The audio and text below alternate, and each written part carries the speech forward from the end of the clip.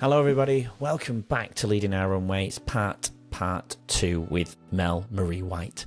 It's a great conversation. It really is. She's such a beautiful person, and she went deep and just a beautiful way of getting deep. You know, if you thought part one though was moving, I want you to get ready to go even deeper.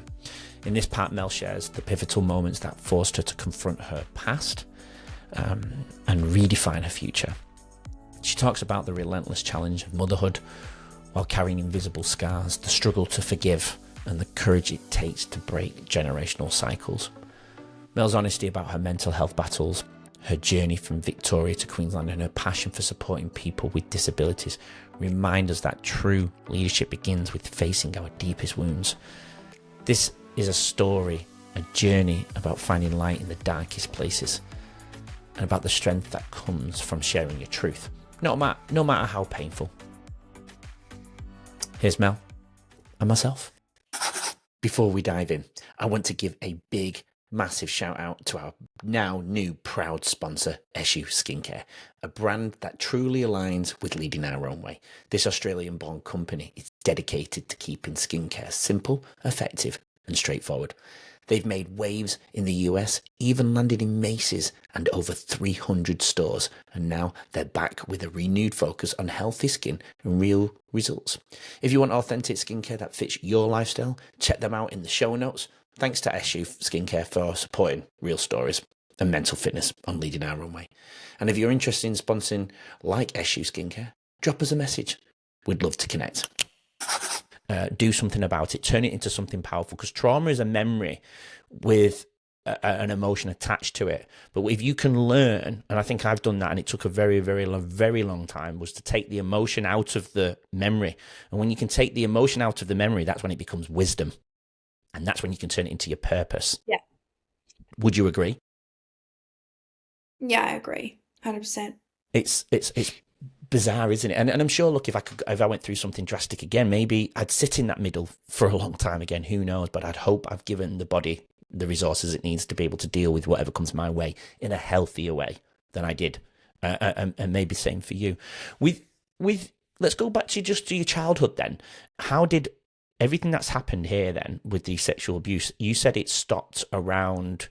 You said you went to the doctors and was diagnosed with depression, even though you don't believe it was depression, at 7. What made your family take you to the doctors at 7? What were they experiencing from you that would warrant going to the doctors? Well, the school was very concerned about me. Very concerned that so principal questioned about bruises on my body. So that was one thing. So they thought maybe I was lacking in something as well. So they said maybe she needs to go to the doctors. My behavior was very heightened. I was very emotional. You'd only literally have to not even raise your voice at me, but sort of like a little bit deeper, and I'd start crying. And so there was just a lot of things that the teachers, I think, had spoken to the principal about, and that was sort of like this. And then mum and dad were like called in and said, "Oh, we really think she should go to the doctors. There might be more going on."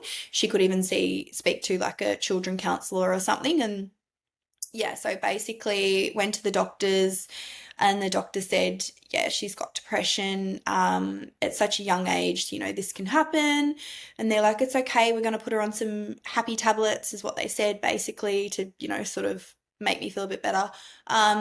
And to be honest, I didn't really find a huge difference in it at all. Like, it was, yeah, it was a bit strange. I thought that I would feel different, but I didn't. But it was hard because, they didn't know what had happened to me or whatever. So it's like I was dealing with all of that plus, an undiagnosis of ADHD that little did I know that's what it was. But yeah, so. So, obviously your behaviour was different at school. What other things contributed to your life in, well, not just primary school, but high school as well? What type of traits, when children lash out, teenagers lash out, usually what we said before, it's the expression of a problem. What sort of things would I have seen if I was your friend then at the time? Oh, so all sorts of things. So chopping and changing with friendships. It was like I just didn't, I don't know, I guess I just didn't like feel within myself, I always felt like something was wrong. It was because I was in that, that flight fright mode type. And I just, yeah, couldn't, friendships, relationships, like I was never really, I'd always end all of my relationships, and I would try and actually the one person obviously didn't leave was John, my ex. And he even said to me, he goes like every month, he's like, you just tried to think of some reason to end the relationship. And he goes, I just didn't have it, just did not have it. And we ended up getting married, having kids, obviously. And the funny thing is, it's just I noticed all of my patterns, but I didn't know how to break my patterns. Now I do. But yeah, it was like I was an avoidant of my emotions. I didn't want to like talk about what was going on or how I was feeling, or I was scared to maybe. But the funny thing was that yeah, literally I would end all of my relationships before they got a chance to. Never got attached, and if I got attached, that's when I would basically run. And yeah, so I probably wrecked so many potential good relationships. Um, but at the time, I just didn't care. I was very, I would do anything to wreck it, um, which was really hurtful for me. Because I look back and I'm like, wow, like I was really not a nice person, the way I've treated, this person or whatever. And that kind of breaks my heart because I wish I could say sorry now as an adult. And hopefully they listen to this podcast and they can understand that really I didn't mean it in a nasty way or a hurtful way. But yeah, I think those are things that like you would see, and also you would see a lot of what's the word, like me, like I'd cry a lot, but at the same time I would mask it, if that makes sense. Yeah. I'm Um asked for years, absolutely. yeah. Yeah.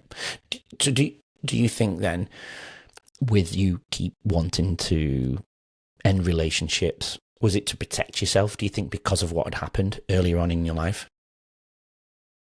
100%. And I also just thought within myself that because obviously my intuition and stuff, I always just thought when good things happen, they don't always last. So it was like Yeah. I felt the feeling and I felt safe and I felt happy and everything. But I was like, nope, quick, get out. This doesn't feel right. You've got to get out. You got to get out now. And so I just keep on ending it. Like some of the silly things I like, my ex, I can't believe like he's stood around for what, 15 years? Crazy, huh? But some of the silliest things, like I wanted to join the Navy. So I literally applied for the Navy, and he's like, "What do you mean we're breaking up because of the Navy?" I'm like, "Well, if I get accepted, I need to leave." So, like, I look back and I'm thinking, wow, these are just stupid things. Um, and then there's the not so stupid things. Like, there's the things like, I don't love you anymore. But at the time, like, I did love him. It was just like, I don't love you. I don't feel the way I feel. And, and just, yeah, I can't even remember what else there was many things like it could have, yeah. And for me, it's like, I look back, I kind of have a little bit of a laugh. I'm thinking, wow, that was just really immature. But it wasn't. It was my coping mechanism. Like, it's all I knew. It was like, and the funny thing, growing up now and after my separation and everything, it's almost like karma. I've actually met people we've had a great connection, and it's been push, pull, push, pull, push, pull. And then I've realized, hang on a second, where is this so familiar for me? That was me. And it was like, wow, I understand this now. And, for months and months and months, I did not understand it. It was like, what is going on? Like, it made me so sick. So, Yeah, well, yeah. what I see there is you're doing all that, but you're in control, and that's the protection, isn't it? You're in control of your decision making, and that's what's protecting you. That's what's Yeah. making you feel safe. Do you know what I Hmm. mean? Yeah. So with so go. I mean, okay, we're at school. We've ended school. Where did life take you then into early adulthood after school? How did did it impact you going forward with jobs, relationships, even from that point onwards? Yeah, definitely. Jobs, I did bounce around a little bit with work and whatnot. Came steady for a bit. Then I fell pregnant with my daughter. Basically from there, I did have what is it? The postnatal depression. I had that a little bit. and I wasn't it wasn't that I was like struggling because I was a pretty, pretty good first mum and stuff. And like her dad was very hands-on. My parents helped a lot. There was a lot, yeah. So I had her at 20 or 21, and that for myself, I think that was like I feel like if I didn't have her, I probably would have spiraled down a different pathway for sure. Um, I could have Where do you think chose you would have gone? I think I would have been more into partying and just not who I yeah. Like I would have went out more and probably abused my body more and all that. But then later on it did happen in the end because it was stuff that I just, obviously wasn't healing and wasn't working on. So Yeah, because you went before that move, before that Christmas hit that you've already dug into. Before that Christmas hit, before you moved up to Queensland, you went through a bit of a dark stage there as well. Didn't you take us through that mental drive and where that scale went to on that scale of 0 to 10 that we mentioned earlier? Because a few things happened to you as well, didn't it? Before that, with you've mentioned before about your stepbrother passing, but you also had a close friend who passed away. Where and you went downhill mentally. Where did that go for you? yeah, that did so are you meaning prior to moving to Queensland? Yeah, yeah. Yeah, so so there was a few things that had happened. Uh, gosh, I had my neighbor gas himself. So he had basically, and I didn't see it coming because he was always the happy one. He was the first one who greeted us when we first moved to the block. He used to buy my baked treats and stuff and all the rest of it off me. It was really lovely guy and he was funny and all the rest of it. But yeah, he ended up taking his life and I seen that. So I think that sort of You was saw really it. hard. Yeah, so he had the pipe coming in from the garage and the thing, and the funny thing is, my intuition once again said, go knock on his door and see if he's okay. And I was like, oh, why would he be having that pipe? And I've never seen anyone gas themselves or like any of that sort of stuff. And so just seeing his car, and then the garage was up like a little bit, and something kept telling me I had my newborn in my arm and my son, and I was like, something kept saying, just go knock on the door, knock on the door. My anxiety is like, no, no, no, no, I've got nothing to say. What do I say? Like, anyways, not long after that, no word of a lie, it was like being on like the action movies or something. All police cars come slamming in and just like literally they'd put gloves on and they went to, and I just could not stop looking. You know how like you want to look away but you don't? And I'm sitting there and I'm like, oh, like, sorry, I've stood up by this chance. I'm like standing there at the front door and I'm like standing and I'm staring, and they've put their gloves on and they've went to grab his body and it was just melted. And I was just absolutely horrified. I was like, oh my goodness, what did I just watch? And then not long after that, the family and all that came home, and apparently the door was that hot that it would have blown the house up. So it'd been on for a while. But whether I called the police earlier, I should have done something. But at the end of the day, just didn't want to listen to my intuition. I just ignored it. I was scared. I didn't know what to do. So sad. So that really spiraled me. And then a lot of arguments and fights and stuff with my family that we've had along the way. Dad's drinking and stuff, obviously not aligning with me. Mum leaving dad a lot and me having to pick up the pieces was really hard and emotionally, physically, and mentally really drained me. Um, I was always his go-to. So if you had a problem, if you need to talk, if you needed something, like I was always the go-to in the family, like the glue. You need your kids looked after. Yep, Mel will do it. Like I've always been the one to always help, and I'm grateful when, to do that for people. I am. But it comes to a point where I don't say no. I'm just always yes, yes, yes, yes. And it's take, take, take, take, take. And you know how you've got your cup, and if your cup's not full, you can't give anything. Yeah. Well, I would literally give like even like the smallest amount that's left, I would give to everybody else. And then I'm drained. Then my kids are suffering because mum can't get out of bed. Mum's exhausted. So I just hit really, really rock bottom. And I couldn't give anything. And then at the time, I just felt, so it was like a few, I think Noah would have been about 3. So my son was about 3. And his behavior was just escalated. Like it was to the point where I just was not coping. No one was listening. Doctors weren't listening to me. They ignored everything I said. They just thought, oh, something's wrong with the mum. Because that's what they look at, right? If something's wrong with the child, there's something going on at a family home. So they investigated us, everything, all the rest of it. And they said, oh, yeah, mum's definitely got a bit of postnatal depression, blah, blah, blah. And they said, put it down to me with my mental health. And I was like, well, this isn't fair. No one's listening to me. And it wasn't until the police and ambulance got called one day. My son had a huge meltdown to the point where the neighbours were concerned for me because they knew what was going on and they could see what he was doing. And he had full just gone right off, and we could not calm him down. A 3-year-old just screaming his head off, and we just could not calm him down. So police came and everything, and they had a chat. And even the police officer said to me, just like he could see by my body language and everything that was going on, like with me, he knew that I was like struggling, but he also could see what my son was really not well. So from then on, everybody started to listen. We had the doctors all, involved.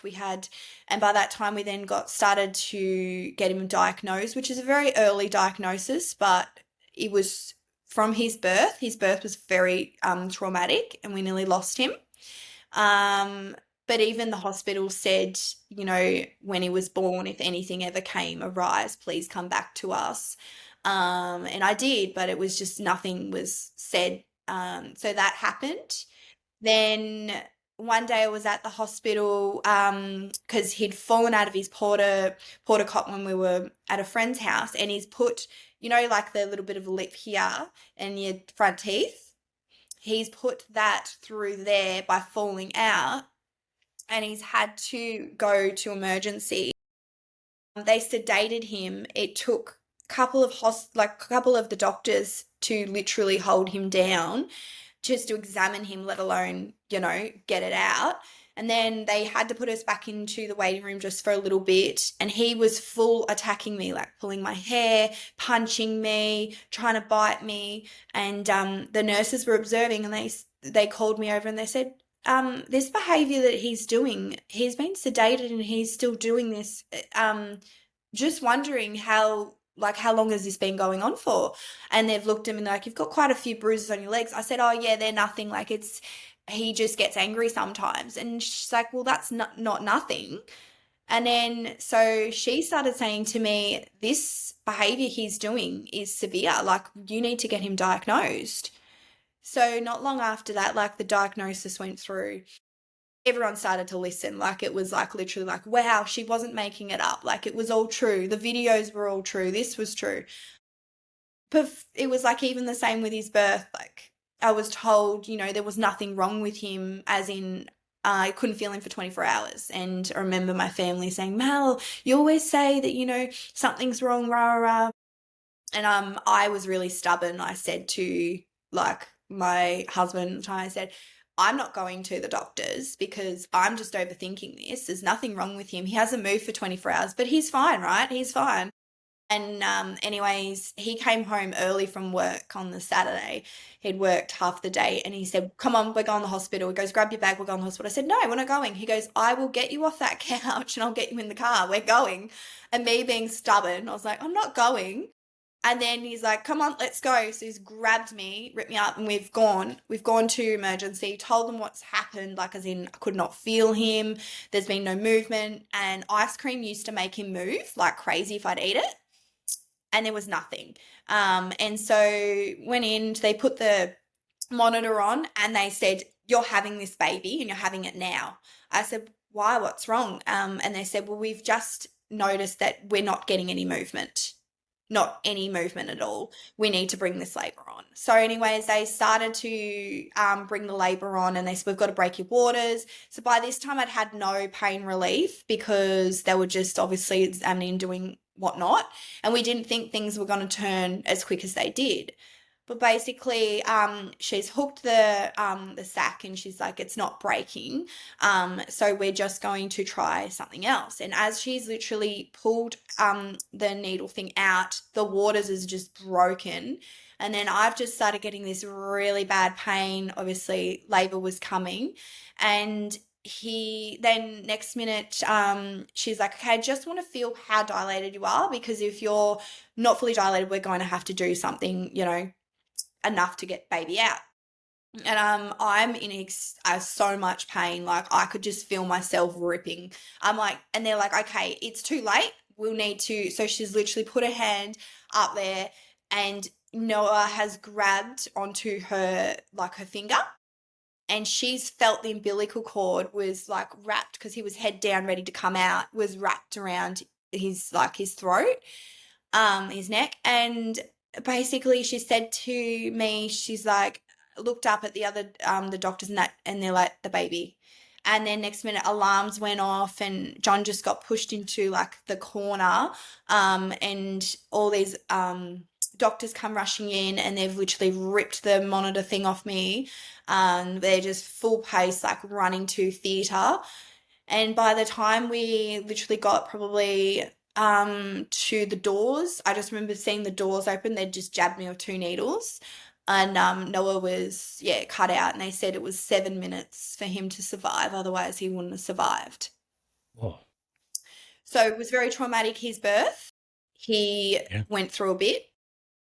And I now understand why he, even as a toddler, used to wake up screaming bloodthirsty screams, ripping at his throat, with his hand like this, and we didn't understand. And obviously, after a lot of things and whatnot, he sort of grew out of it. But he was honestly, Traumatizing it for was him too. hard. Yeah. Yeah. A It's, poor little boy, like he would remember those things, because you remember things in the womb, you remember things yeah, as birth. So, absolutely. Yeah, it's trauma. It's traumatizing for him as well. He's carried it. He obviously consciously probably won't know, but he's carried it through his in his physiology, right? Like, yeah. so you're still in Victoria at this point. Where did you go mentally? I know we've just said this was hard on him and hard on you as well, but where after that then? Where did that? Could you, I mean, how do you deal with that yourself moving forward?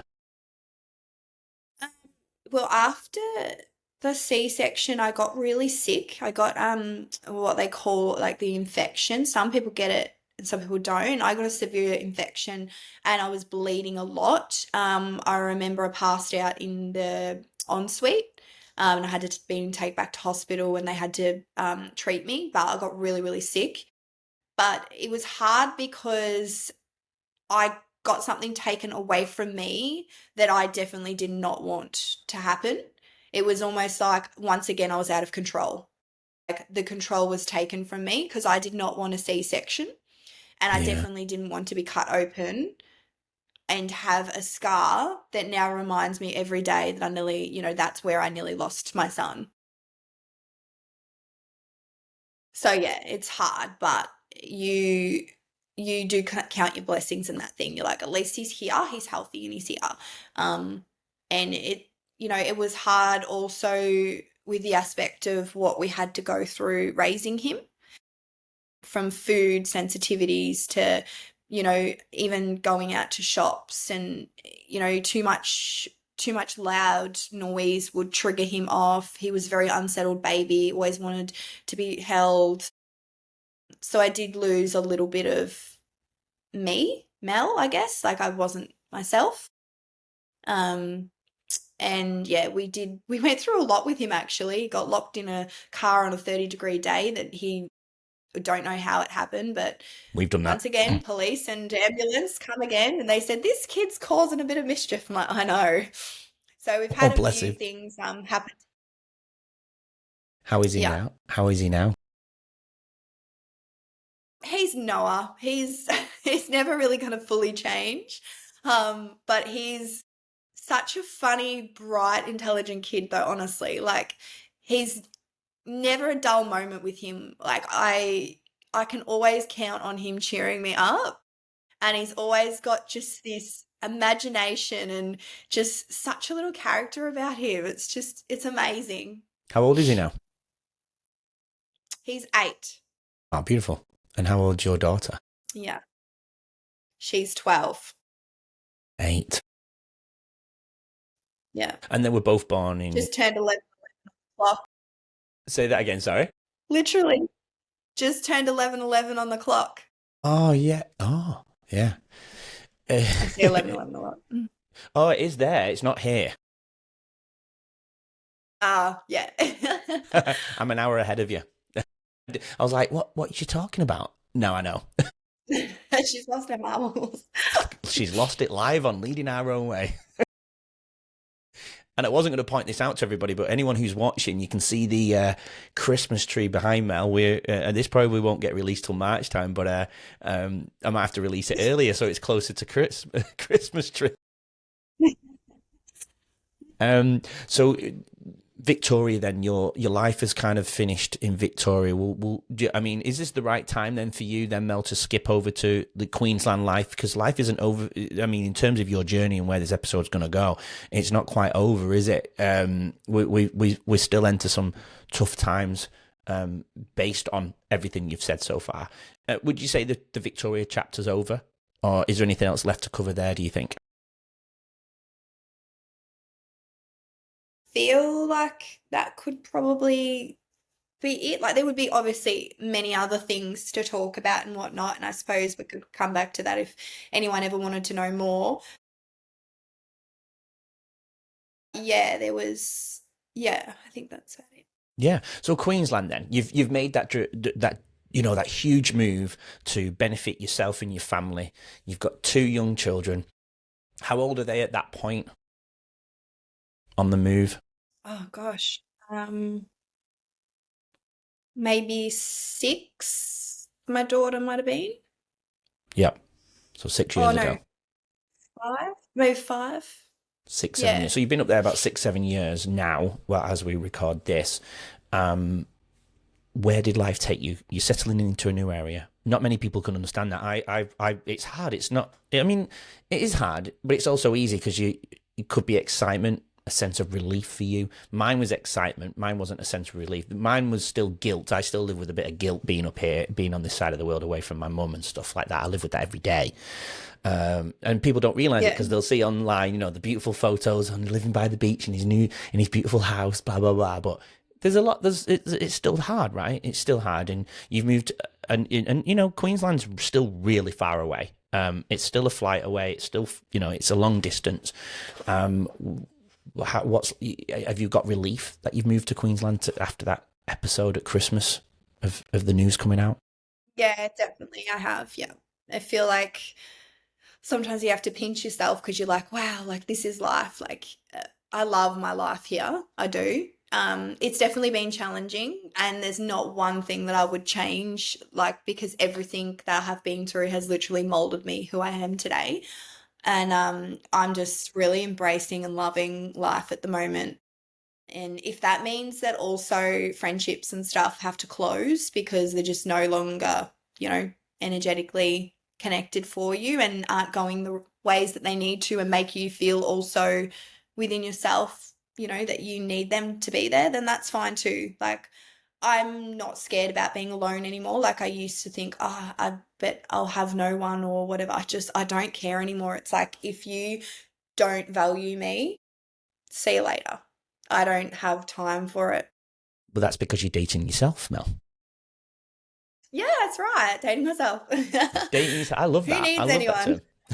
Well, it's not. Well, look, connection is important, isn't it? Connection is. I think I live my life through the 4 C's of contentment, and the first C is connection. Connection is important, but you've got connection with your family, with your children. That might be enough, right? Absolutely, but connection is super important. Yeah. But you connect it. I think in order to be able to connect with other people, you have to be able to connect with yourself first, and I think that's that same terminology, is dating yourself, and I love that. There's probably a modern way of saying it, and I love it. So dating yourself empowers you to date the people you actually like rather than actually like the label of a relationship. Because a lot of people still are in that mix, aren't they? They fall in love with a relationship, but they're not actually in love with the person they're supposed to be in a relationship with. So having that relationship with yourself first gives you that empowerment to actually really love or be like, actually just like the person you're with first. You know what I mean? And Yeah. well, that was part of your journey, wasn't it? From that point of arriving in Queensland then, to the point of, and I know we're going to get into 2025, because a year ago, life was really hard for you and you went to probably one of the darkest moments. But between then and 25 then, what happened for you which led to you making certain drastic, horrific decisions in 2025? Just taking a very quick break to thank our sponsor, SU Skincare. If you haven't heard of them, SU Skincare started right here in Australia, using Australian ingredients to make skincare straightforward and accessible, especially for men who want results without the fuss. Their journey took them all the way to the US, where they were featured in Macy's and over 300 stores. Now they're back with a fresh approach, focusing on healthy skin and authenticity for everyone. I'm proud to have SU Skincare as a sponsor on Leading Our Own Way. See the show notes for their website and to see how you can keep your skin healthy and confident. And if you're interested in sponsoring like SU Skincare, drop us a message. We'd love to hear from you. Now, right back to the episode. Think I was sick of feeling the way I was feeling about life. So I sort of like started distracting myself with things that I suppose were not healthy for my body. And just really like abusing my body in every way I could possibly do it just to not feel anything. Um, but I got to the point where I was really unwell.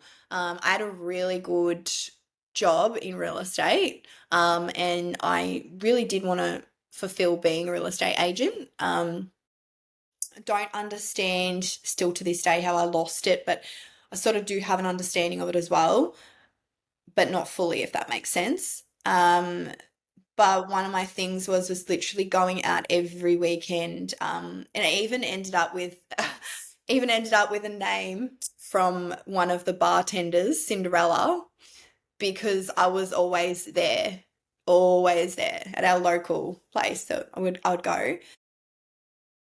And that kind Cinderella. of to me, like it was funny, but it was kind of like, well, hang on, why am I getting this name for? And I was very much a party girl, but it didn't add up because I'm a mum and it's like, when did I have time to do this? It was like I just would go out on a Friday and Saturday night, come home, and then Sunday I would spend most of the day in bed. I was absolutely exhausted. Um, and then I would go to work all week and I'd be a mum, and what I was dealing with my son as well, I think that was pushing me over the top. It was like I just wanted to escape the feeling of feeling trapped with his behavior and everything. So I was like, yeah. Anyways, a mutual friend got me in contact with somebody and started to see and talk to him and whatnot. But you'd already ended with your partner at this point, right? Your Yeah, of course, yeah. It's probably best It that we all say ended. that. Yeah, that was well and truly ended. Um, and I think for me, I hadn't felt any of these feelings before. Like it was like, well, I had, but only with somebody else, obviously my ex. And I just didn't know at the start why I was feeling this way. It was like, oh wow, like I actually can feel a happiness. Like, um, but at the same time, I was like destroying who I was, if that makes sense. Like I was going out and just distracting myself with anything I could just to not feel anything. And then a few months go on and whatnot, and like things were good, getting to know this person, and then bam, it just something just like completely switched up. I don't know, like I've definitely can say I'm one to blame as well. Um, there's things that obviously I probably did that showed red flags, I suppose, to himself. But then also there was like the push pull dynamic. And that was really, really unhealthy for me. I was so unwell. Like I said earlier, I went from literally 60 kilos, now I'm 70, and it's like I was so sick. I couldn't even eat half a toasty for a whole day. Like it was literally, I couldn't eat. I felt sick. I was shaking. Couldn't sleep. Like I'd sleep probably about 2 hours a night. It just was not healthy. This went on for 8 weeks and I just deteriorated so quick. And I just was like, why does he not want me? Like, what have I done? And I felt really like I'm not only failing as mum, failed as a wife. There was all these things in my head of like, I've just failed. And I'm like, I just don't care anymore. Like, I'm done. I'm tired of life. I'm tired of just feeling this way. Like, what is there in my life now to come? Like, I just felt broken. I felt almost just felt like I just wanted to be at peace. I just wanted to sleep and not wake up. And I hit rock bottom. Um, so my kids were going away to Victoria um, to see family and stuff. And so my best friend was up here for a bit with me and whatnot. And I'd just gone through like some pretty heavy stuff. And to me, I was just like, no, I can't do this anymore. And I remember just sitting there and I was packing up all the kids' things and whatnot.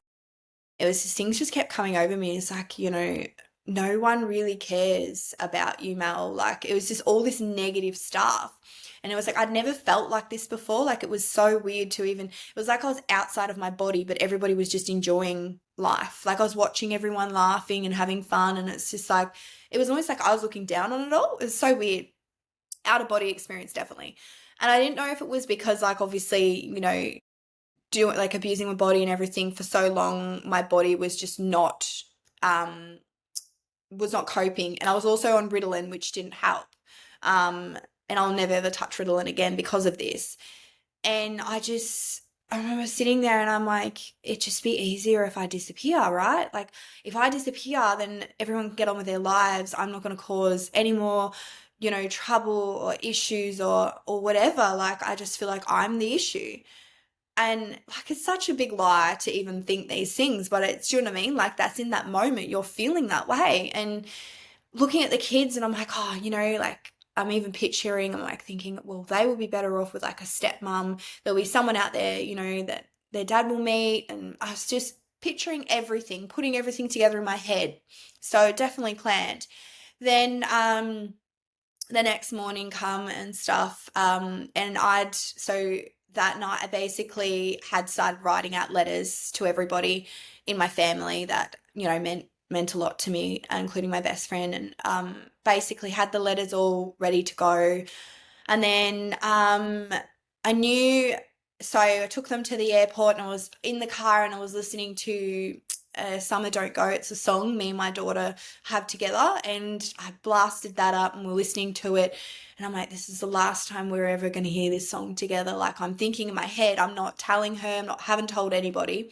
And I'm driving along and I'm not crying, I'm holding him back and I'm just like, no, this is right. Like this is what I've got to do. I can't be here anymore. I've hurt so many people, whatever.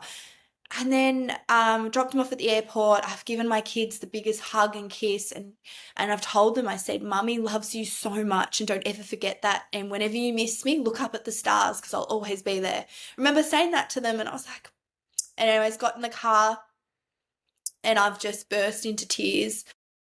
And I'm like, I can't take this pain anymore. I'm sick of feeling this way. I'm just sick of it all. I just don't care anymore.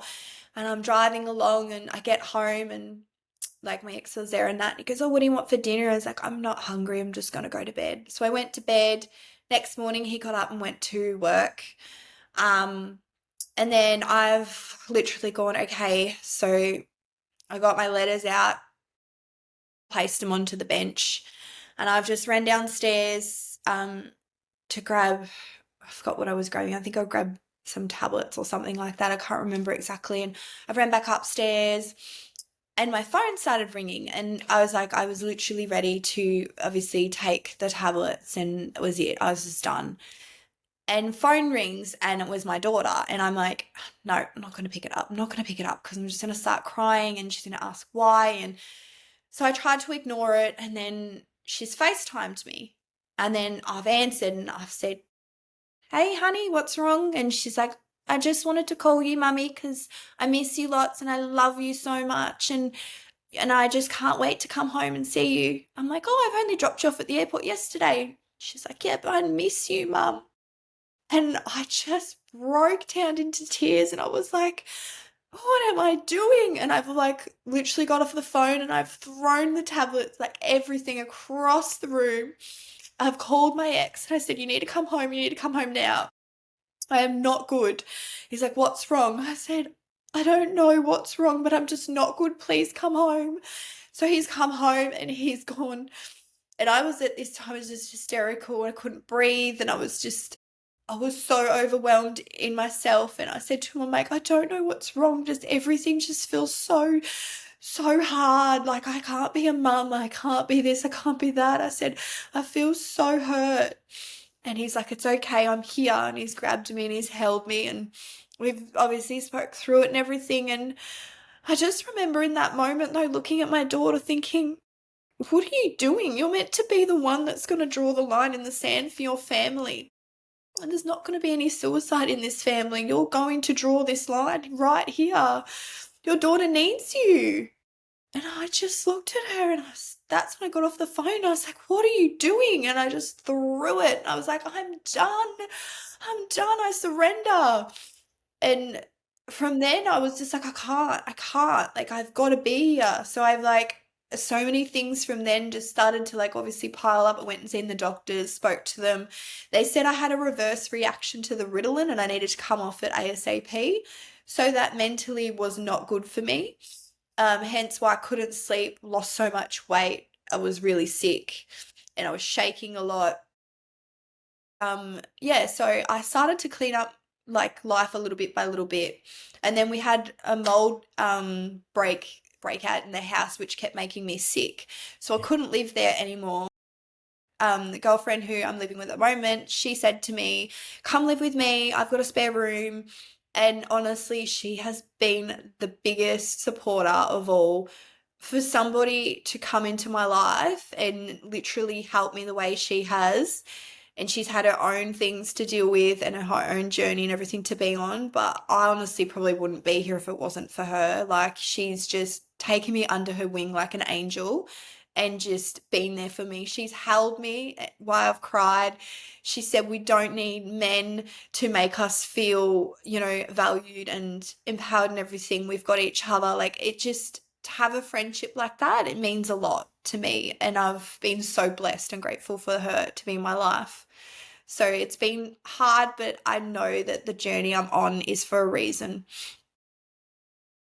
Sounds like your daughter has that intuition that you also had. She's inherited it from you. It sounds like she felt she knew, right? I actually think she does, yeah, 100%. For her to call it that exact same moment. I keep thinking about that moment and like, how could you have done that? I mean, imagine you did, and she's made that phone call. That would have changed the trajectory of her life big time. Like, if she didn't make the phone call, it wouldn't have been here for sure. So it was a phone call that made me realize it was like she's my angel and she comes in when she needs me, and it hasn't been the first time that she's saved me. She knows when to call me and she knows when I need her. Does she know what that she made that change in your life that day? Does she know? Yeah. I don't think she knows to an extent, but I've told her that she's saved me. I said, you've saved Mummy more than you know. Because she came and visit me in hospital, because obviously there's a huge process you've got to go down and everything when something like this happens. And she said to me, I just was really worried about you, Mum. So I think she could sense how unwell I was. But yeah, it's something now that I think I'll always know that my daughter is, she's always there for me, as I'm always there for her. Maybe it was the star comment in the car as well. Never know, never know what it would have been. Would you let her, is she at the right age to listen to this podcast and hear your journey today, do you think? I think she's very mature for her age. Hmm. Um, and I think if she listened to this podcast, she would know and understand how much I fought for, my happiness. And it would show her in life we never give up. We may get down, but we always get back up. So I definitely think her hearing this I think it would help her on her journey as well. Yeah. Love that. Special person, regardless of her being your daughter. It's just a special journey, isn't it? It really, really is. And Yeah. it's so nice to hear and see you here, Mel, because that journey since that day then has obviously been an incredible journey. You know, if your social media was there, people would be able to see the light that you bring to yourself now. It's beautiful. I've actually, I mean, you can see the pictures behind me, right? What you're doing. I've got a few others here, and if on the website, people can go and check out the website. If it normally goes down after the episode's finished, but a few more pictures. This isn't the Mel before, or is this the Mel? Is this the current Mel? How you feel and look at yourself, and as you say, dating yourself now. Yeah, well, the one in the grey dress, that was my daughter's graduation, and that Oh, was only beautiful. just that photo was only taken, yeah, literally, well, as we say last year, but only, yeah, a month ago. Nice. So before we come to the end and see the future of Mel and the more beauty you're going to try and change people's lives and help people, because I feel that's part of your journey now, is to change your journey into to prevent and help others go whether they're going through it or before they go through it, right? We want to prevent people as well, don't we, having their mental health decline. Since that day then, and that change and not ending your life, what do you think the apart from obviously your daughter, but what was that first tiny 1%er change that you made as a change in your life in order to help you go on a more positive route? I would definitely say the reflection in the mirror. I didn't like who I was. Yeah. So I look at myself now and I'm proud. There may be scars, but that just shows that I battled, and that shows that, I wasn't giving up and I wasn't taking the easy way out. I Mm. keep continuously, will keep growing, evolving. And, if that makes people uncomfortable because they don't like seeing this and because they feel, oh, wow, like she's just doing it for attention or this or that, just to let you know, it's not about attention for me. I lost a brother through suicide, and I've lost a friend through suicide. I'm not about to lose anybody else who cares, like at the end of the day, I want to see people happy and I want people to fulfill their life. I recently just went to a funeral, and the one thing that really stuck by me was the 100 days of, of happy moments that this person had said. And it asked, the 100 days. And, the most beautiful thing that I got was that it might not be that vacation that they took, or, or the new car that they brought, or whatever it was that, might look materialistically amazing. It was actually the moment where, we're out on the boat and we were fishing and I was speaking to dad. Or, it's just small moments that we take so for granted. And mine could be a bike ride with my kids, which I love going on my bike rides with my kids because I love seeing them laugh. I love seeing them, mum's being youthful. She's coming down to our level. She's enjoying time. These are things that my kids are going to remember.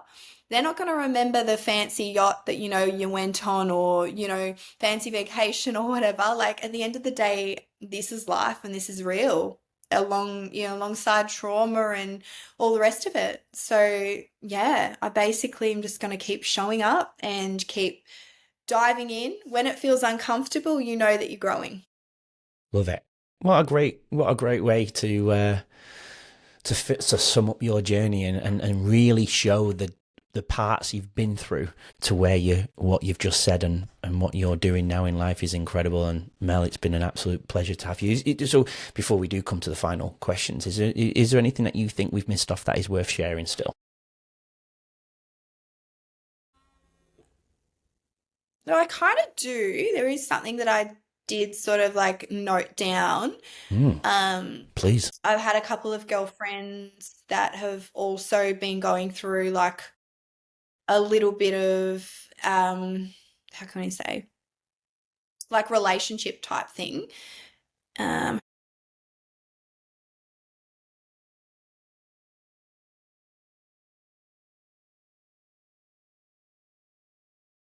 Whilst okay, you're, so it's oh, just I yeah, wrote sorry, down. go on. Yeah, no, sorry, Yeah, go on. so when a connection comes and goes, even without bad intentions, it can quietly create confusion and self-doubt. You start questioning yourself, and when you're really wanting is clarity and consistency. For me, it felt emotionally tiring and unsettling, not because I'm asking for too much, but because the connection wasn't steady. Now, it just sort of makes me realize there's so many people who out there, they're looking for, as I say, a relationship, for example, yeah, but they're not ready to stand up when it comes to it. So it's like they want it, but when they put one foot in, they're like, "Oh, this feels too good to be true." Like it was the same thing with me. So it's just like I just wanted to allow people to understand there is so many people who get affected from this. And I've had a couple of girlfriends who have been in the spot that I was in a few months ago with the push pull dynamic.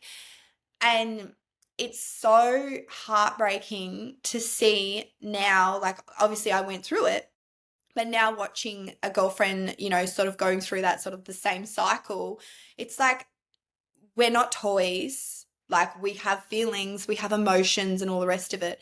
And I just feel like sometimes people just take you so much for granted.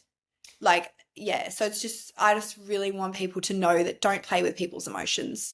If you aren't fully healed within yourself, which no one is ever healed within themselves, at the end of the day, work on yourself. Don't play with people's emotions because you are bored or you want distraction. I went there, did it, hurt, and I've also hurt people. So I just want people to know that you don't do that to other people. So yeah. Agreed. With all that, what you've just said then, and for the, because it's lived experience, isn't it? You've got that lived experience, and lived Yeah. experience is probably the most valuable thing we can offer to other people. The thing that I struggle with is people taking the advice. So I stopped giving advice unless they ask for it. Do your friends who are going through that, do they hear you? Do they come to you? Do they seek your support at all? Or do you know what I mean? Like, or do they just go, they just need to deal with it themselves? How do you feel on that? Because I wish I could help some of my friends. Right now, I've got friends struggling now, and I'm like, oh God, I do a podcast on all of this, and I just love you to listen to some people or myself. Well, let's talk. I'll hear you still, but please, let's talk. And I've had to sit back and go, no, they'll come to me when they're ready because they've actually said it. They're not ready to talk. So what can I do? Are you experiencing something? I'm sensing you're sensing something similar. Absolutely, that's a great question because you know what? You have to live and learn through yourself. You can't. So it was like, do you know how many times my friends had told me, so many times, they're not good for you. Mel, they're not good for you. Mel, you need to stop. You need to stop. And it was like the more I would hear, the more I wanted to prove them wrong. And Yeah. it's like now I see it for them. I'm like, I can't tell them. I can see what's going to happen. And I'm like, I always say, oh, my intuition told me that already, anyways, but I can't do that. So for them to learn their lesson, that's their chapter that they need to go through. They need to journey through that, feel the emotions, and that's where their growth will start as well. Like I could have listened to my friends, but I didn't because that was for me to learn. I needed to feel that. It's like, as a kid, you're not going to touch the hot stove twice, are you? No, Or three yeah. times. Well, depends Well, you how should, hot the like, stove looks. people. So I'm yeah, only for joking. me, I'm not touching any more hot stoves. Don't go to the cold one though, either, just in case. No, no, no. I'll always have a warm heart. Yeah, exactly. Yeah, there is, before I answer the three final questions, and that was a super, super important segment, by the way, what you just brought up, and I think that's very, very valuable. But it's been playing on my mind, and I wanted to say judgment. With the words that you shared today and our pre-chat that we did months ago, I feel like judgment on your part has always been part of your journey as well. You've mentioned judgment. That it's not even the fear of judgment. You said before about you're working out, looking pretty, doing all of that type of thing, that's been created a misconception of you. And I think today's episode will diminish all of that, right? What's your view on? I think you know where I'm coming from. What do you want to say about that? It's just been hard to make like girlfriends. In that sense, is that sort of like where you're, I think yeah. so, yeah. Yeah, wherever it So, lay in your life, really, regarding jobs, maybe, or whether it was regarding friendships and relationships yeah. in that way, yeah. Yeah, so I have been hired before, like with a job for looks, which I think at the end of the day, because I obviously didn't have that qualification and I knew nothing about it. Anyways, that's a different story. But friendships definitely. I've had very limited like of girlfriends.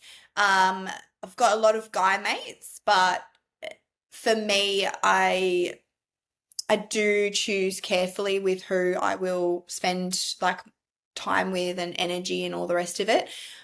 Because I do think that girl and boys can be friends. Of course. And nothing, nothing else. So for me, I feel that a lot of people look at me like, oh, here comes Barbie, and you know, she's, doesn't have sense of humor, or she's this or she's that. But it's like, and even like girlfriends have said to me, like I've had like the worst like resting bitch face, which I know I've got it. I've got to work on it. But they're like, the first time I met you, I didn't know if I wanted to come up to you and talk to you because I didn't know if you want to be a bitch or like, and it was funny because it's like hearing that and it's like, I'm so total opposite. Like, I'm just, yeah. And as the minute I start talking, you can tell that as well. Like, I'm Of just, yeah, course. I'm Mel Absolutely. and yeah. Absolutely. I see it. I know it. We've had a great, beautiful conversation today. I love that. So do your male friends then, do they understand the clear boundary of your relationship, your friendship with them then? Most of them do. I have had to put some in line. Yes, definitely. Of course. I knew you were going to Um, say that. but I know within myself if someone oversteps a boundary more than like once or twice, it's no longer an accident. It's see you later. Like I've told you where I'm at, and if you can't respect me, then I will just distance myself because I don't have time, energy, or space for that in my life. Yeah. You Beautiful. value me and respect me, and I'll value and respect you. Love it. Well, three final questions, Mel. Future plans. And I ask this question because just because we're here on the best number one podcast in the world, that's a joke, by the way. We've not made it. We're going to come across other things in our lives that are ups and downs and another mountain in front of the hill we've just climbed. What are your future plans then, Mel? I do have something very exciting I'm working on, which I'm not going to go and tell anyone yet because I feel as if sometimes when you say something, you let it out too early. You always got the negative people sort of like thinking about it and it sort of like spins it out and it just doesn't happen. So for me, I'm going to keep that under the wrap. Um, I'm definitely going to keep on, growing, evolving, spiritually learning and all that sort of thing. And just, yeah, keep being me, keep glowing, keep shining. And for the haters, keep watching. Love it. Love it. No, I love it. It's powerful. And the thing that you've got planned then, when do we get to see whatever it is you're planning in the future then? Now, when are we looking at 2027, 28, this year, what? I'd definitely say like early 27. Beautiful. Well, there's another episode. You can come back and share it and we can help promote it, whatever it is. Love it. Could um, be sooner, you never know. well, there you go. There you go. If I can help in any sort of way, I'm happy to get involved and promote and share or whatever it is you're doing. I literally, honestly, guys, I don't have any clue. She's never told me. I promise you. Piece of powerful advice. Obviously, you've mentioned many times. You're not what I've learned through the journey, and I know you will have done too. The more we talk about our own individual journey, it's there. It's happening all the time. It's everywhere. We're not the only ones this happens to. It's been going on for a very long time, and it will continue, sadly, unfortunately, to go on. But that's why this exists, so we can help change the trajectory of people's lives, prevent it if we can, or at least help them navigate it in a healthier way than going down to some of the dark paths we've both, and you in particular, have gone to. What piece of advice could you give to those that might be listening? Definitely, I would say tell us your story because you do matter. And I definitely say be yourself. Don't ever be scared to not be yourself because there's only one you. And at the end of the day, you matter. Love it. Your purpose. It's very crystal clear what your purpose is, but I always ask the guest to put it into one powerful line. So Mel, what is your purpose? My purpose is definitely, I'd say, passion, empathy, and just seeing people live a full life of love, care, and just, yeah, thrive. Because you're only here once. That we know of. Yeah. Beautiful. Mel, such a pleasure to have you on the show. Thanks for joining me on my journey. Everyone who comes on is contributing to my journey, so I can only hold you in high regard. It's been an incredible journey that you've been on, and I'm so grateful that you're here to share it. And you go and be the best person and mum to your beautiful family, and keep leading your own way, Mel. It's been an absolute honour. Thank you so much. Thank you, and thank you for asking me to come on. It's been great. Absolutely. I'm glad you felt good in doing so, and hopefully I created that safe space for you in order to create safe space for other people too, right? Well, everybody, thank you for joining Mel and myself. Keep leading your own way. Have a great weekend. We'll come back with another amazing guest for another amazing journey next week, and keep leading your own way, and we'll see you soon. Take care. Bye for now. See ya. As we close into part 2, we come to the end of this beautiful conversation with Mel Maree White. I just invite you before I let you go, I invite you to carry her message with you, that true strength lies in embracing your story, no matter how painful. You might be able to relate to Mel today, you might not. It might be other parts of your life, but no matter what, you can embrace that in your own journey, you know? Mel's journey, though, shows us that leading our own way isn't just about having all the answers. It's about having the courage to face the questions, to seek support, and to keep moving forward. Remember, your journey, your story matters. Your healing matters. And by sharing our journeys together, we give others permission to do the same. Thank you for listening. Choosing to lead your own way. Please give us a follow. Please give us a support by a review as well on all the platforms. And enjoy your week. Keep leading your own way, and we'll be back next week for another amazing guest. We'll see you then. Have a great weekend, everyone. Thanks for listening and watching Leading Our Own Way. So we can stay together forever and share more incredible journeys, please subscribe to the channel. That way you won't miss next week's episode and what that amazing guest has to offer to the world. Please support Leading Our Own Way, and we'll get you on next week's episode.